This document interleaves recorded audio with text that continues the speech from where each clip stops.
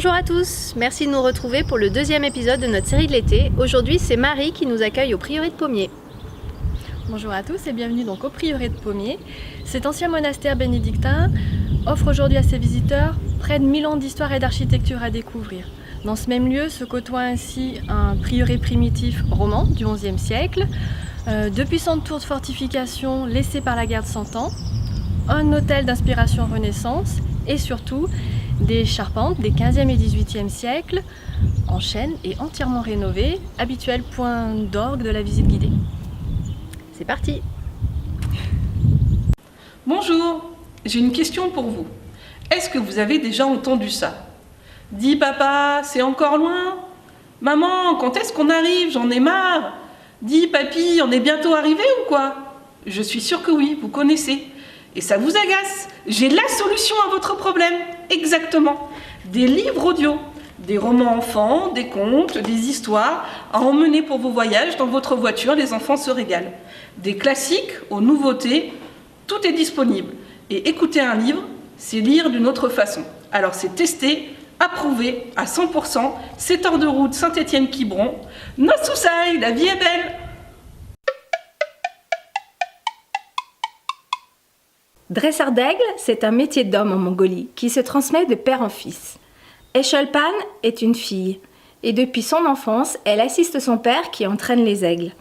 À 13 ans, elle décide d'adopter un aigle pour en faire un chasseur de renards. Parviendra-t-elle à briser les traditions et à se faire adopter par les anciens du village? Déterminée et soutenue par son père, elle sera la première fille à faire voler son oiseau au-dessus des préjugés. Certes scénarisé, ce film documentaire évoque la transmission et l'initiation, mais délivre aussi un message, puisque ce portrait d'adolescente prouve que l'égalité homme-femme est question de volonté et de soutien. Tout est époustouflant, le décor de Mongolie, avec des paysages somptueux et sauvages, comme le caractère volontaire d'Eşolpan. On peut découvrir les traditions de cette famille nomade et il se dégage de ce film une impression de grande liberté qui fait du bien. Bref, c'est un grand bol d'air assuré pour toute la famille et je vous le recommande chaudement pour l'été.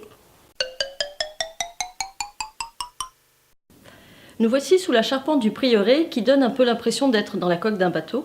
Alors à défaut de prendre la mer, je vous propose de faire un voyage en images en compagnie d'un photographe que j'aime particulièrement, Bernard Plossu. C'est un conteur, un aventurier discret et modeste. Adepte de marche en montagne depuis son enfance, féru de cinéma, de western et de néoréalisme italien notamment, il parcourt les 4 coins du monde depuis des décennies. Il adore les déserts et le pays de ses origines, l'Italie. Dans ces 2 livres, Western Colors et Voyage italien, on retrouve les clichés des années passées au Nouveau-Mexique et dans la péninsule italienne.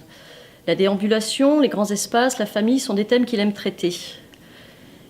Ces photos semblent surgies de notre mémoire, comme si nous les avions prises nous-mêmes. Adepte d'une technique à base de charbon, le procédé Fresson, qui donne une coloration mate et surannée à ses tirages, les photos de Plossu se chargent d'une intensité particulière. Douce et rugueuse à la fois, poétique et toujours engagée. De la poussière, du sable, de l'air sec, des routes délaissées, des persiennes entrebâillées, des silhouettes floues dans la lumière de fin d'après-midi, des ruelles romantiques. Bernard Plossu nous rappelle que ce n'est pas le photographe qui prend la photo, mais la photographie qui nous prend, et qu'emprunter les routes secondaires est souvent riche de belles surprises. À la semaine prochaine.